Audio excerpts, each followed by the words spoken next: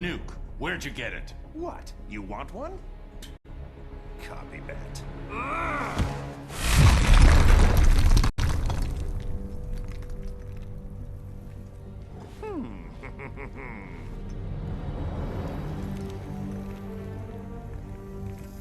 Get away from him! I'm handling this.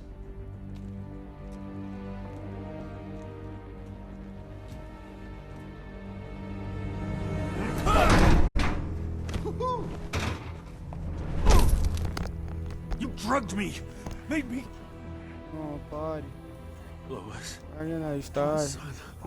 First Krypton, now Metropolis. I didn't know People you you started, love but tend you to don't blow want to up, party. don't they? Superman, don't! Time.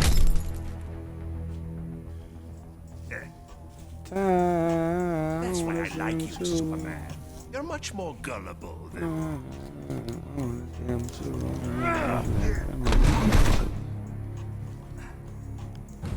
And that's the day he crossed the line. God damn, what's going on with this seat, boy? No, you're not doing it for me right now. I am a party, but you don't need to party. And they'll be safe. So big, so dumb. Now run along, so I can break out of here. I've got lots of planning to do to top this. That's enough. I know it's soon, but think you'll ever love again? Maybe you won't kill your next family.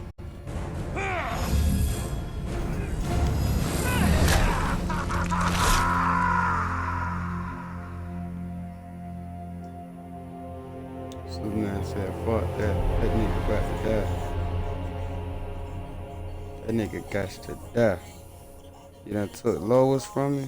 You got to die, boy. Superpowers or not, any sane nigga would have said the same thing. You got to go, nigga. One more time.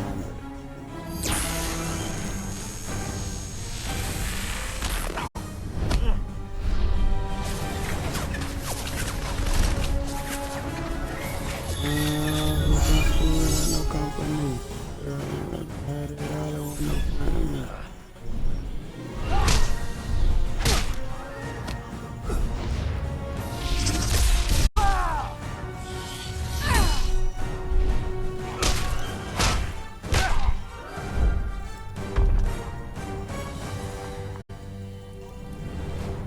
Wonder Woman, Let's Aquaman, join up, let's y'all. wrap this up. I've got to get to the watchtower.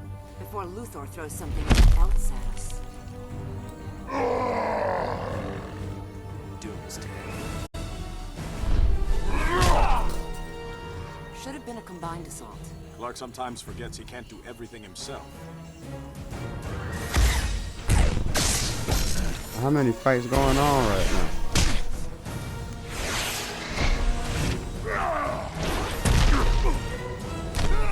You're interrupting tonight's entertainment, Raven. I detest violence, Luthor, but I'm even less fond of you.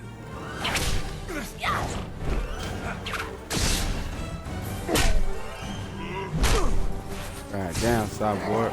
That was the weakest punch I ever seen. You'd have this mess cleaned up by now. Name's Cyborg, not Miracle Worker.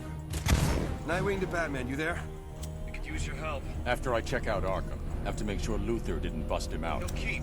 We're getting our butts handed to us. Be there soon, Dick. We're keeping a close eye on him, Batman, just like you said. He hasn't moved in hours. What in the hell? What is that?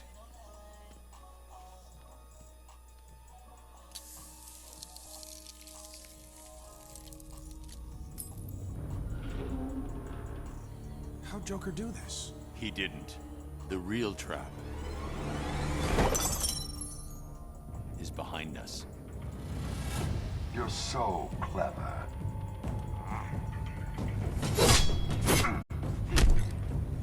Okay, Batman versus goddamn Deathstroke. Get with it. That's a fight worth seeing in real life. You're Luther's pet now, Deathstroke? His money's green, and as a bonus, I get to kill Batman. But I get to kill Batman. Face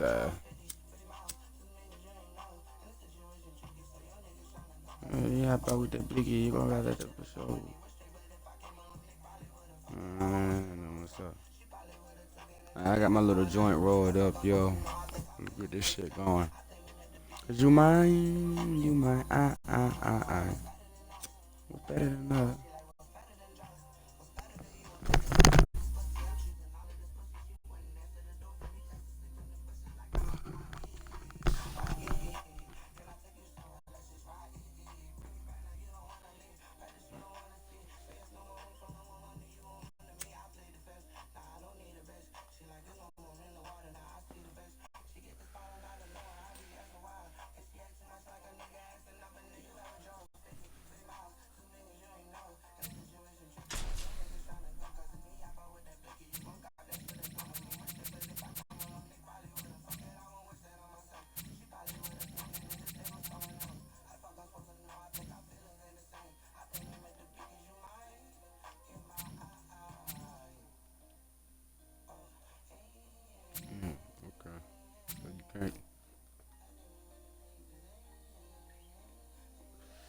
Man, you can't put the combos on the screen on this one.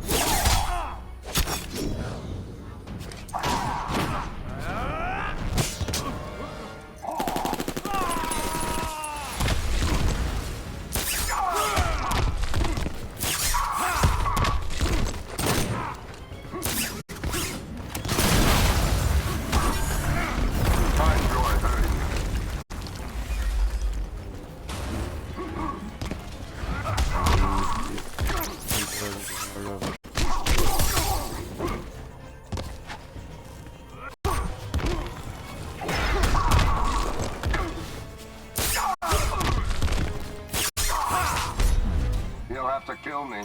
Tempting.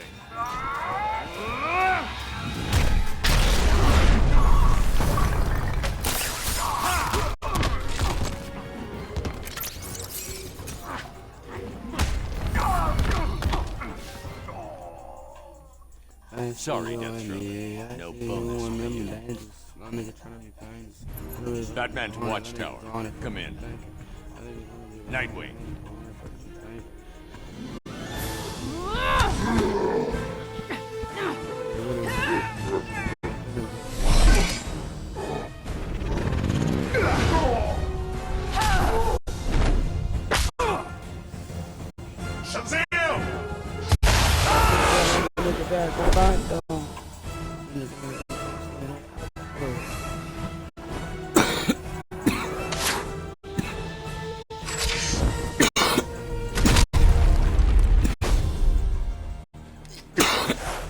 Green Arrow, what was that? Thunder of the gods, Flash. Thunder of the gods. What does that make us?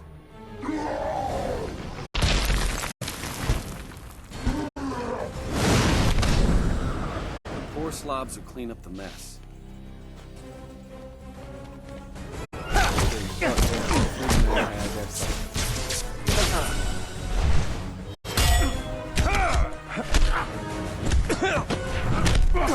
Thought this was, boy. Now, if there are no further interruptions. Took me almost 2 minutes to break your encryption. Nice work. Faye. He esperado mucho tiempo para esto. Now I break your back.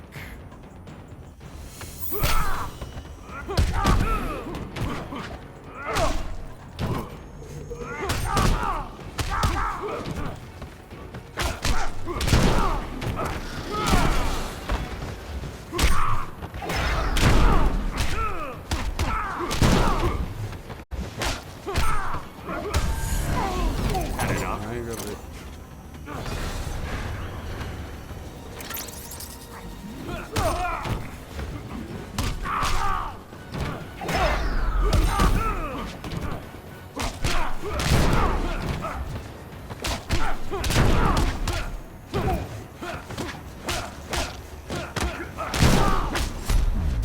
I'm on your ass, boy. I don't break easily. What you talking about?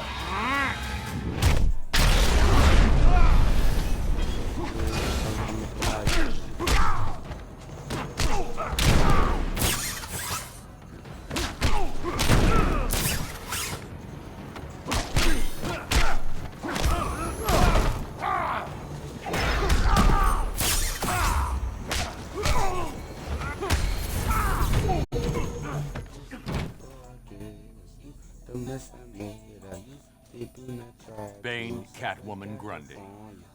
They're all alone, Luther. Geniuses often are. Psychopaths like you. You hero types are all alike. Even less imposing close up. You're testing my patience.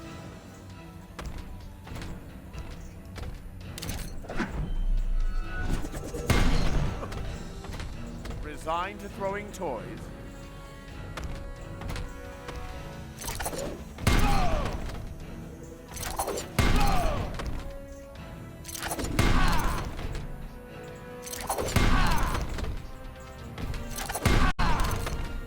Damn you! Damn you.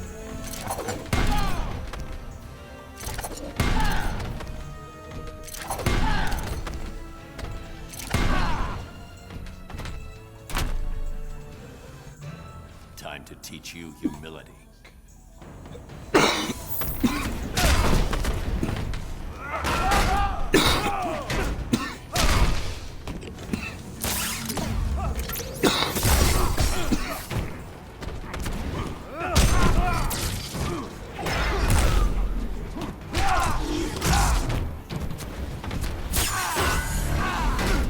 Try it again.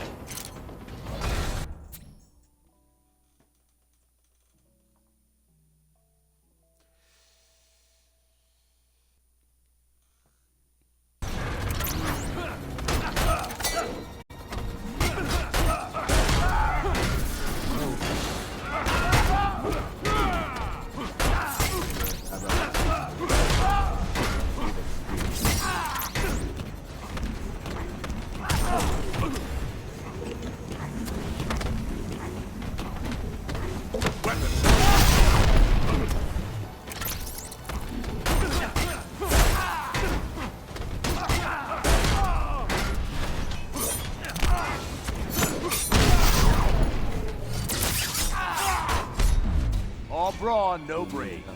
You're afraid.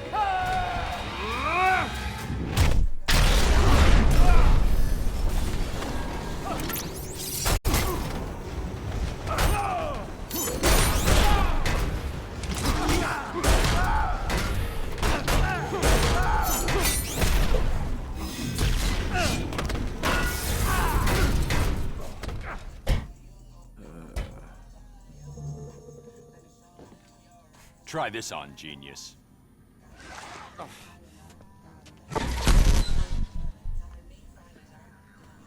Superman, report. It's done. The others are mopping up. I'm taking Doomsday into deep space. Make sure it's very deep space. What's that? It's the none of your damn business alarm.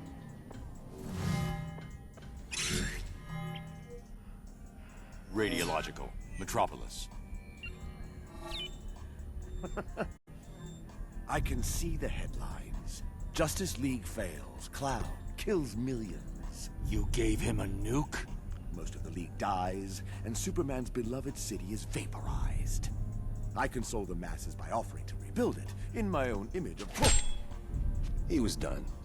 This is Batman. Code red. Everyone to these coordinates, now! When we get to where we're going, I'm gonna give you that Baldy gas. said remember to... Ah, there we are. Mr. J, it works! Oh! Uh-oh. Back to the van, Harley. Bats and I need to talk. But... Oh! Go! No one likes a third wheel. Batman! My cool, Oh, big pimpin' my out Baldy here in the freak. streets with I that knew that Batman, a Deathstroke boy. couldn't kill you. Too bad for you. Why so jumpy? I merely took it off standby. It's this button you've got to worry about. There they are. Keep him talking, Bruce. Don't wait for us, Barry. Go! You push that button and 8 million die. 8 million and 2, darling. I was going to enjoy the fireworks from a safe distance. But now that you're here, what say we have one last dance?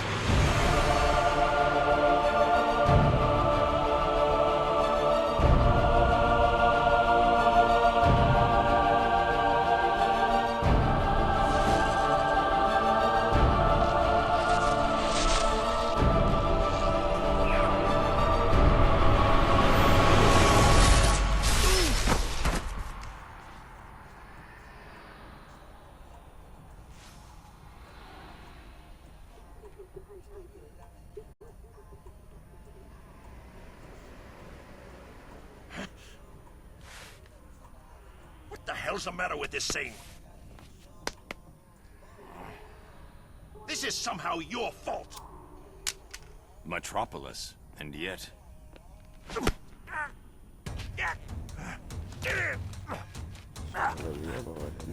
Maybe I was too sentimental before. I'll be fine without you.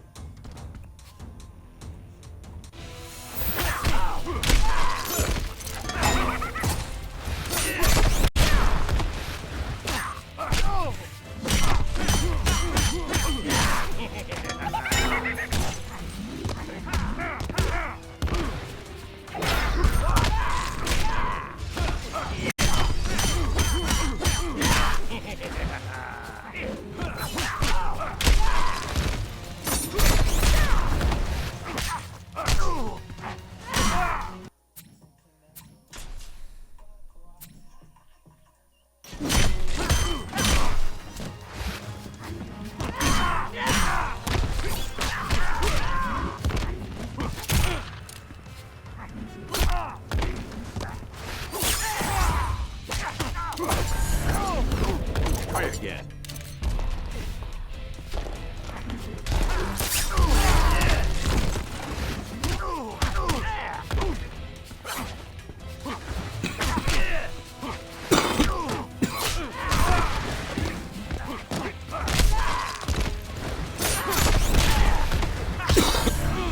I hit because I care.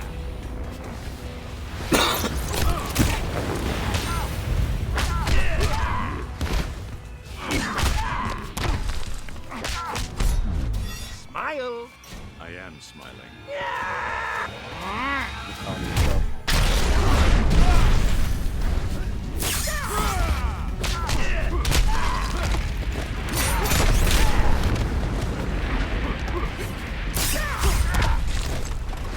Hold it. Give me that.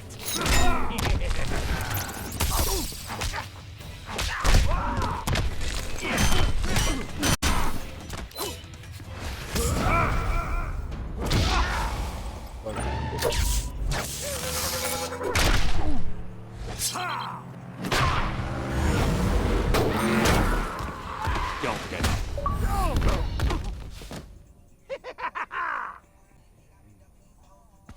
Now stay down.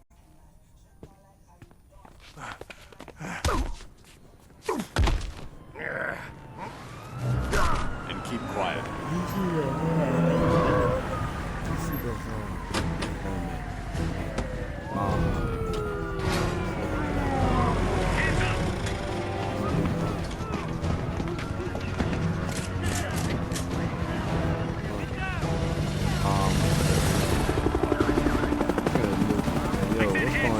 Miss Marvel. So you understand that we need female lead Now that's funny. characters in the Marvel, but in their villain, you know the villains are female, cool.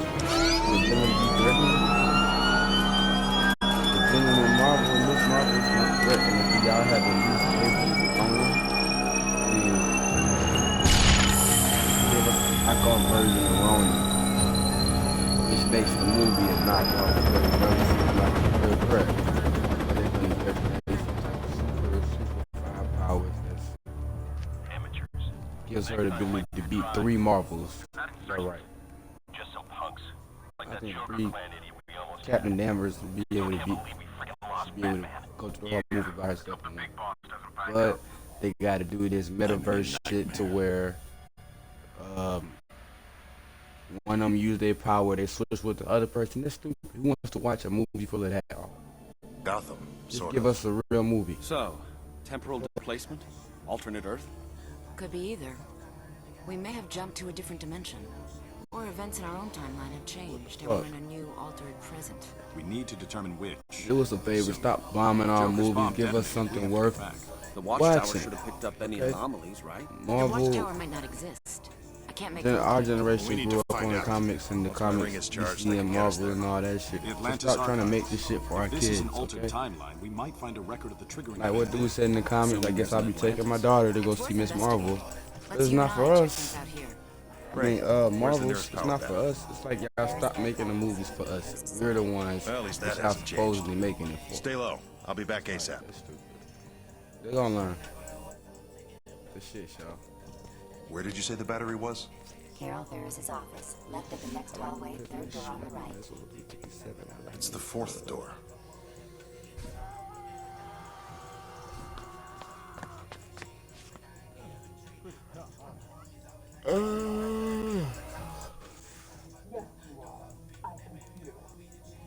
Raven?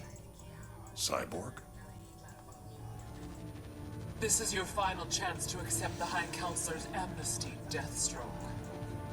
Get re-educated in your boot camp? Become a puppet? Like you? My boss is being generous. I wouldn't be. Most of the Titans died in Metropolis 5 years ago. I had nothing to do with that. Doesn't matter. You're still on the wrong side of the law. Tell this to your boss.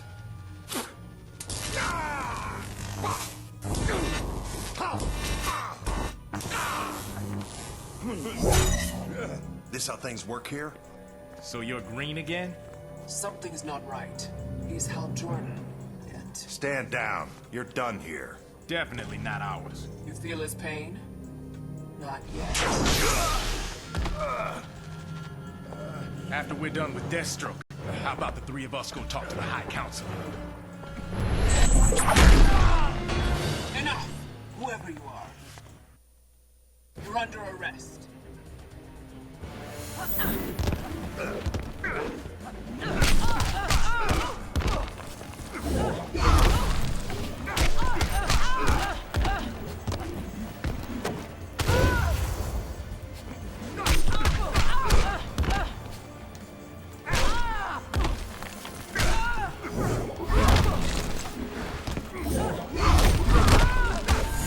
Damn straight. I'm getting right back into it. Let's get it.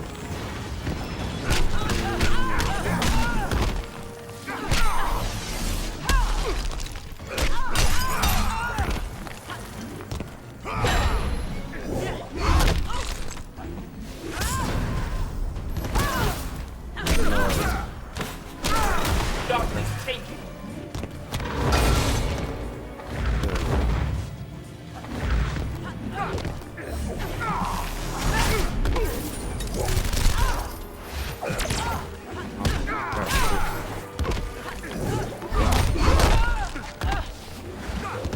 Now I unleash hell! Lay it down, Raven. That was not your fight. You were outclassed. Guess I won't be getting any more lip from her. Now, who's Polluted this High air in Council? effect. The one who's turned you into a man? second-rate thug. I'll show you second rate. Talk. You. Now, Computer said there's okay, polluted air. let's talk about the mess of trouble you're in. Fuck that, man. And how I'm gonna knock that head Oh, sideways. you sleep on Cyborg. Let him know why he's let him know why he's Titan. Can't be with his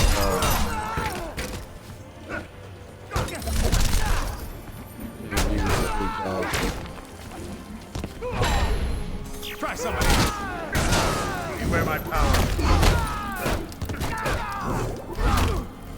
Down, boy. Just doing my job. In the dirt, there you go. Beware my power. Three lanterns light.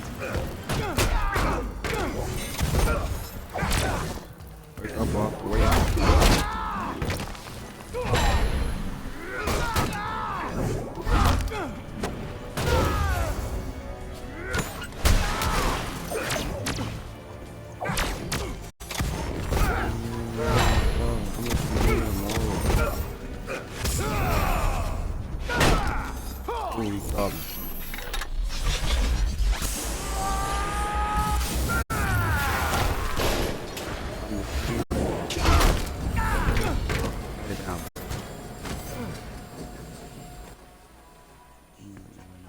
Head still on straight. I don't remember what y'all saying. Damn scum. You should have killed me. Get off me! Look, I'm not with them. Whoever you are, they know you now. They catch you. You have the scum. Who are they working for? Who's the only one who can keep matters like them in line?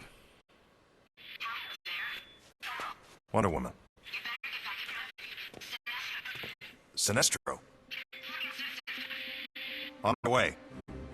I need to charge my ring, and you and I are gonna take a little trip. This just keeps getting better. You amuse me, Jordan.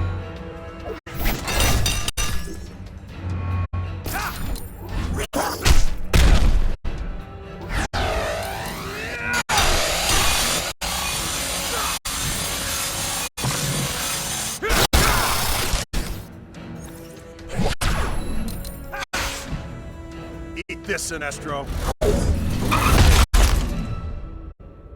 Oppressing your home planet isn't enough, Sinestro? The One Earth government is similar to mine on Koragar.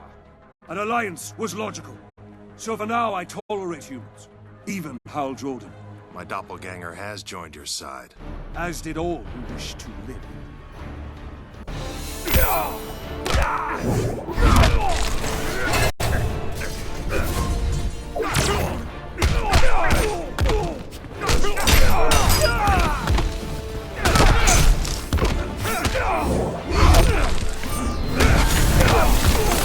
Damn straight.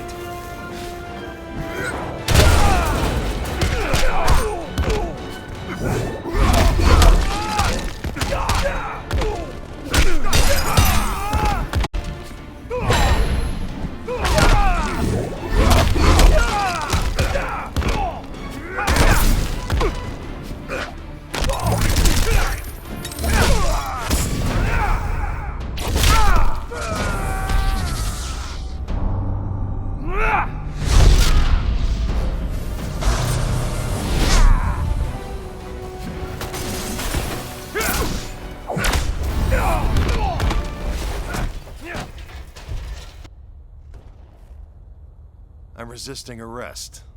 Again.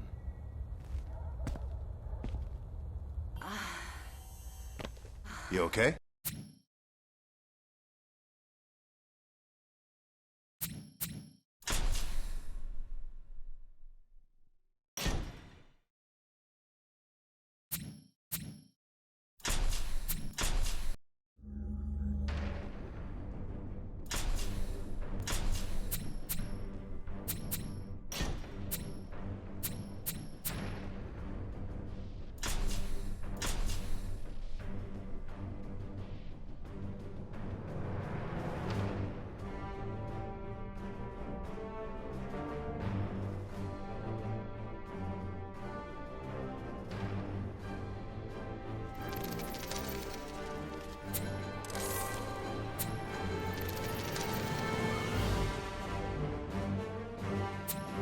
Nightwing.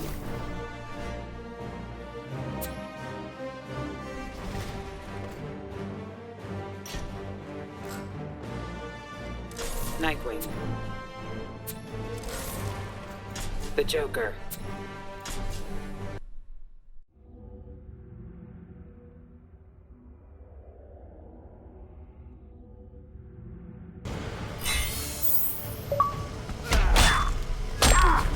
Stick around!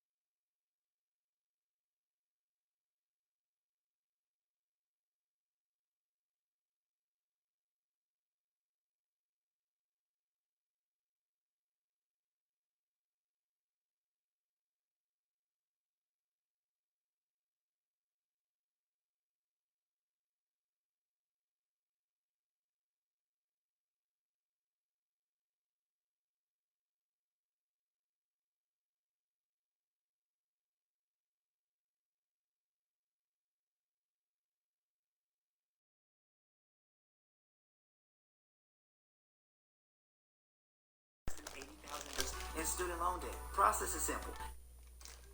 When Ingo Swann released his title Penetration in 1998, he claimed to be a psychic who was employed by the CIA to remove people outside of the world. Specifically, to look for alien presence. It sounded like science fiction, but in 2006, when the CIA started releasing documents on the Stargate project, Swann's participation in the program was confirmed. When Swann was asked about the existence of extraterrestrials, he said not only were they already here, but they are building something on the far side of the moon. And, according to Swann, these aliens aren't friendly. Let's find out why.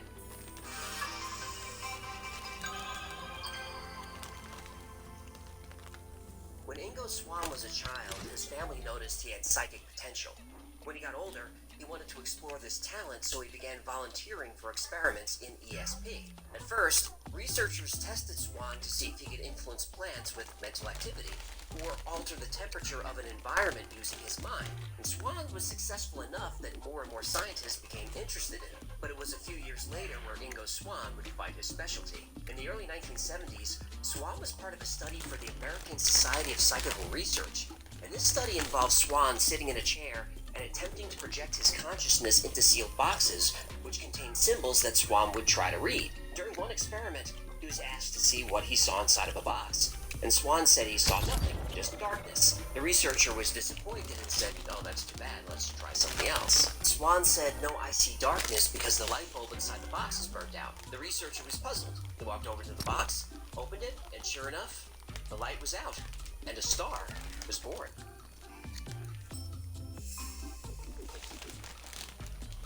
Ingo Swann's success in these early experiments got the attention of the Stanford Research Institute. You might remember the SRI from our Project Stargate video, which I'll link below. SRI had been remote viewing places around the world for years, but once they found Ingo Swann, who was extremely successful at this, they wondered if he could remote view other places in the solar system. There was an experiment in 1973 where Ingo Swann was asked to project his consciousness to the planet Jupiter. At first, Swann rejected the idea. Ingo Swann never wanted to remote view anything that couldn't be confirmed. There are plenty of frauds who claim to have psychic abilities, and Swann valued his reputation. He didn't see any value in going to Jupiter if his observations couldn't be confirmed. But the researchers at SRI told Swann Jupiter was chosen because NASA had probes on the way there right now. So Swann agreed. And he did a lot of observations about Jupiter that the Pioneer probes soon confirmed. He saw a hydrogen mantle, rotating storms like cyclones. He mentioned high infrared readings, the colors of the clouds, and ice crystals in the atmosphere. The probes confirmed all of this? They did. Skeptics will say all these observations could be deduced, like, of course, Jupiter has violent storms, we can see them. Same with the color of clouds, infrared, and atmospheric ice crystals. Even if we can't see this stuff, we can deduce that they're there. But Swann saw something else, something new. He said he saw a ring around Jupiter, just like Saturn's ring. But Jupiter's ring, according to Swann, was much smaller than Saturn's and closer to the planet. He said it was made up of dust and tiny asteroids. This was not something we could see from Earth, or even assume was there. Did the probes see the ring?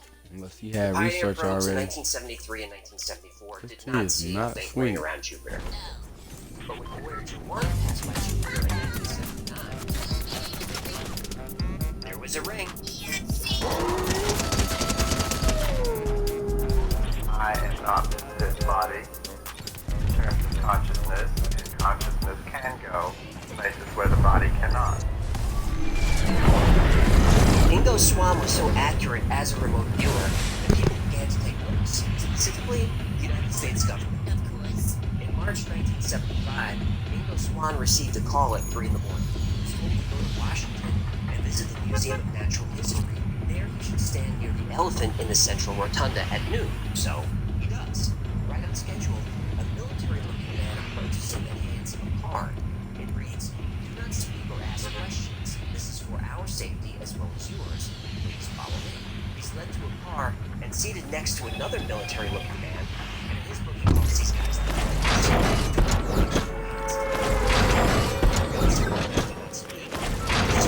listening devices. They do. And he's handed one final card. Project Spend Your Talent.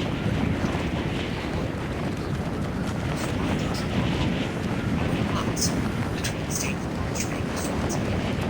The bag is released in the head.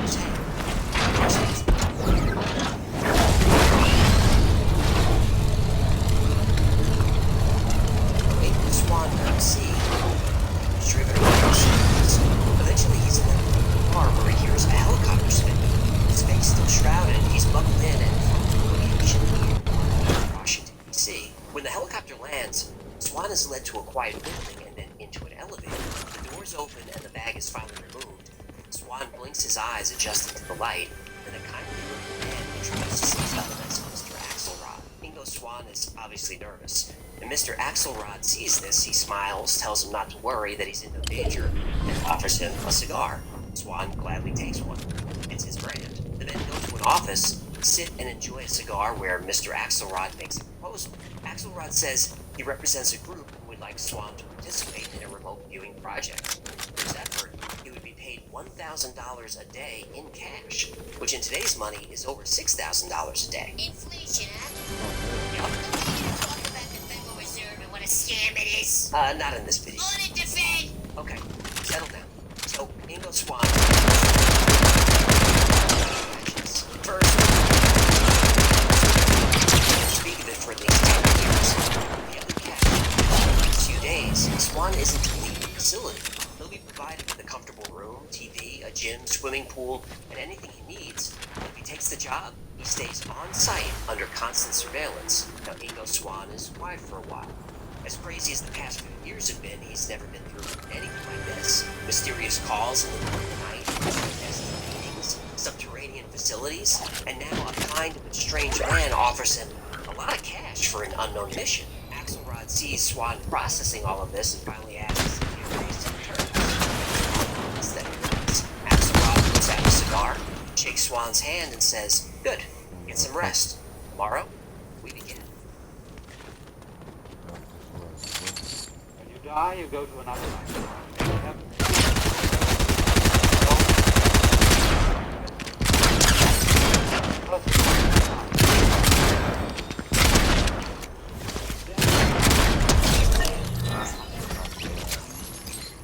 We talk so much about our conquest, our mastery, our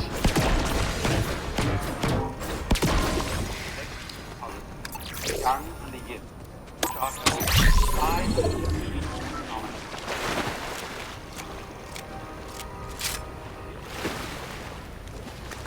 Boy's trying to get me out of here. They must know I got a crown. Creator shape, long life, all sorts of stuff, like satellite dish on Earth.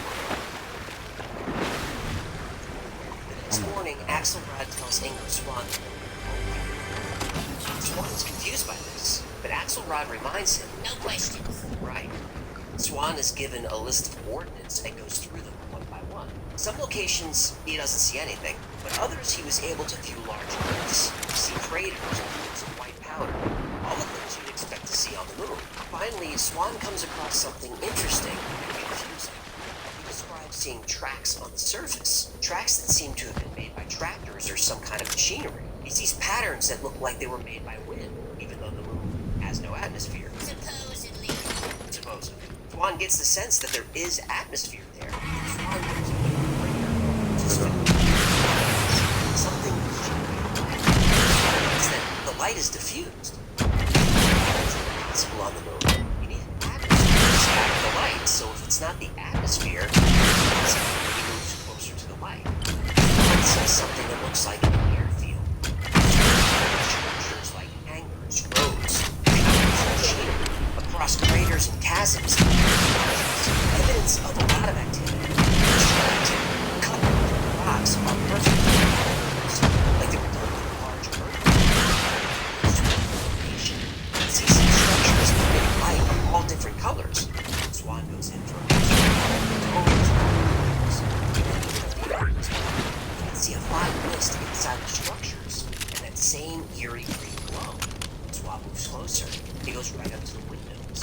Inside, he describes humanoid figures that look almost like us. He describes this as an area of high activity. Whoever or whatever these beings are, they're very busy, and Swan continues to observe, describing everything he sees. Suddenly, two of the beings, then three, then a dozen, then more, they just stop. They turn to the window where Swan has projected himself. This makes Swan very nervous. He says they see me. Then calmly but urgently, Axelrod says, come back now. Swan says, they're pointing at me. Axelrod tells Swan firmly, please come back quickly away from that place. Swan wills his consciousness back, and slowly opens his eyes. Finally, he turns to Axelrod and says, "You know they're psychic, don't you?" Axelrod takes a deep breath and says, "The experiment is over. It's time for you to go home." Field and Buzzworld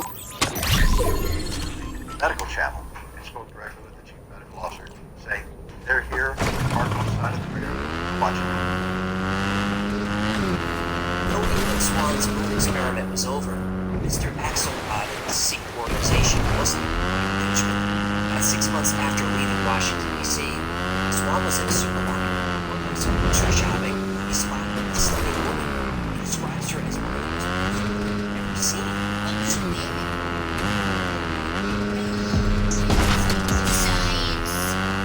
Swan says she was barely wearing anything at all.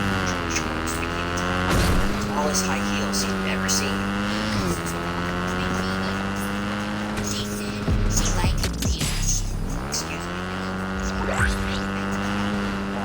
I don't think so. Anyway, Swan was obviously very taken with this woman. Some check on this woman. He's able to see her work. He says when he saw her, he was interested in her all over his body. Suddenly he felt the hair on his neck stand up. And in that moment, he had the distinct feeling that she was an extraterrestrial. Swan was very aware of how ridiculous it sounded. And he was spitting at the sight of her. Yeah, boy. Thought this And was. saw the twins from the moon experiment. So he panics and runs I out know of you the got store. the crown, But motherfucker. later that evening, Not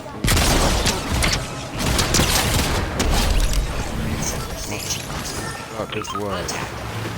I'll be taking that. when he gets to Grand Central, he sees one of the twins standing near a payphone. He gestures to Swan to come over. The phone rings. It's Mr. Axelrod. Axelrod asks all kinds of questions about his interaction with the woman. That Swan motherfucker hot releases her. dog.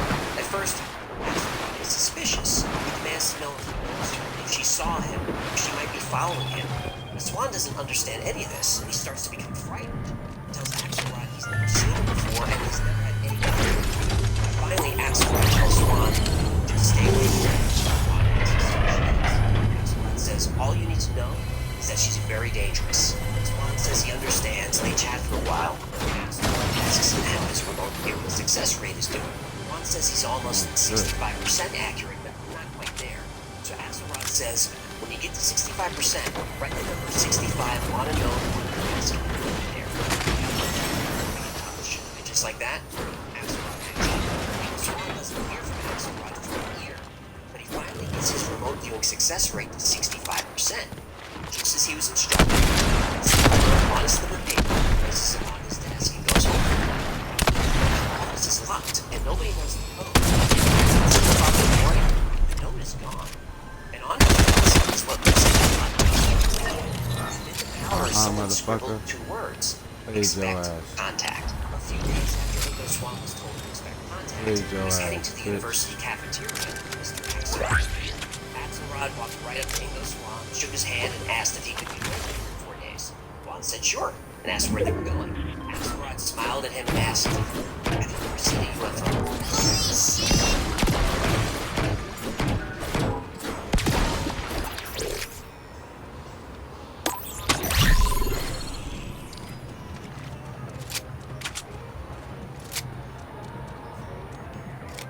I see a better shotgun than that just now.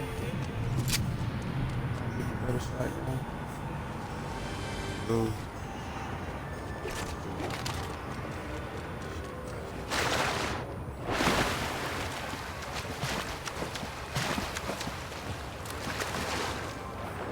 Fuck. That's the go.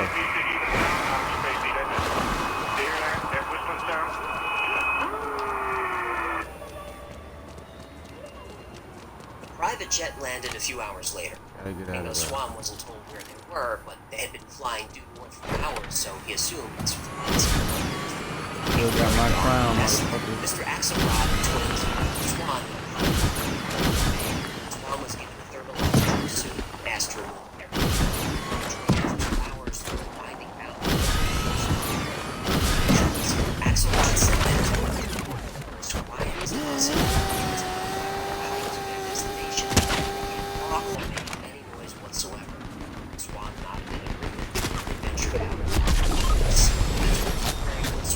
to be night vision goggles because he could barely see a few feet in front of him. His arms would fall into a creek. They finally arrived at the edge of the lake. Coming to you. Swan asked what he was supposed to do. Axelrod whispered that he should just observe. As possible. Axelrod said they detect heat, noise, and motion like that. Swan's eyes were wide and he mouthed the word they. Axelrod just brought his finger to his lips.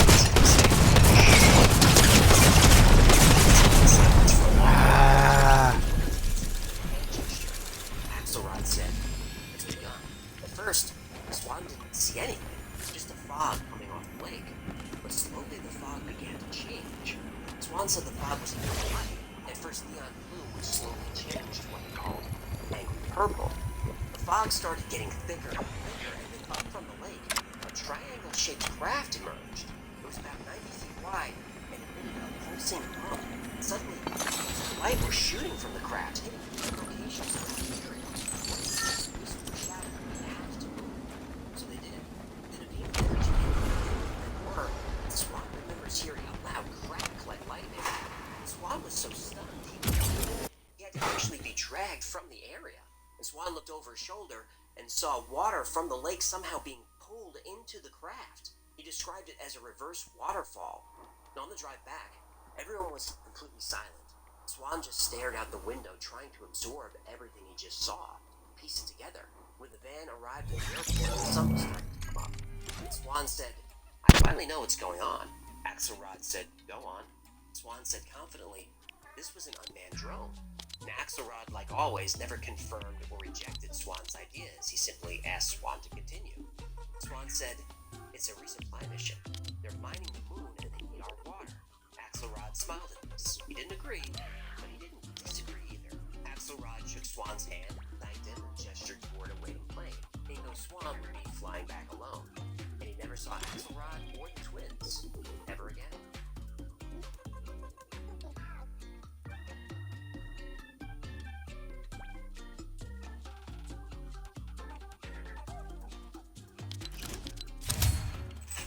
Ingo Swan kept his word in these events for years. He eventually published a full account of the story in his book Penetration, which I'll link below. It's a great book. Ingo Swan tells the story with a lot of flair. So if you're interested in stories like this, it's a must-read. But... Oh, here we go. But how much of the story is true? I hate this part. I know, but we have to do it. So let's break down Ingo Swan's story into its parts and see if we can figure out what really happened. We've got the Jupiter mission, the moon mission, the extraterrestrial woman, and the UFO encounter. So let's start with the woman in the supermarket. Ingo Swan felt that this woman was an alien. He thought that maybe an alien or android made to look like an attractive woman was following him. Now this was the chapter that was most difficult for me to believe. So you didn't see a sexy E.T.? I think he saw the woman, but she was probably human.